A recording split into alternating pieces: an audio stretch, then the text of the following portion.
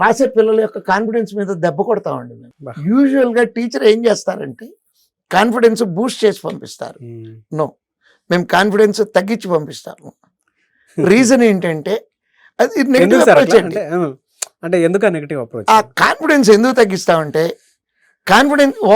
Confidence వరకు బాగానే ఉంటుందండి. ఓవర్ కాన్ఫిడెన్స్కి వెళ్ళారనుకోండి, ఓహ్ ఇది నాది, ఇది నేను ఈజీ, ఇట్లా చేయలేని పనులు కూడా ఈజీగా చేయగలము అని అనుకుంటూ ఉంటారండి. సో నాకు చాలా నాలెడ్జ్ ఉంది, ఆఫ్టర్ ఆల్ ఈ క్వశ్చన్ తప్పులు పడిపోతాయండి. కేర్లెస్గా ఆన్సర్ చేయడానికి చేయటం వల్ల తప్పులు అవుతాయండి.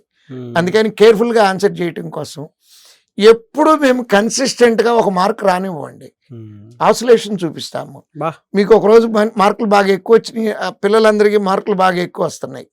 సో కరెక్ట్గా ఒక టఫ్ పేపర్ మధ్యలో పెట్టామనుకోండి, మళ్ళీ నేర్చుకోవాల్సింది చాలా ఉందని చెప్పి ఫోల్డింగ్ హ్యాండ్స్తో వచ్చి ముందు కూర్చుంటారు.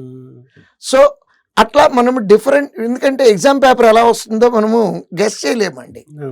ఏ సెక్షన్ అయినా టఫ్ అవ్వచ్చు. అవును.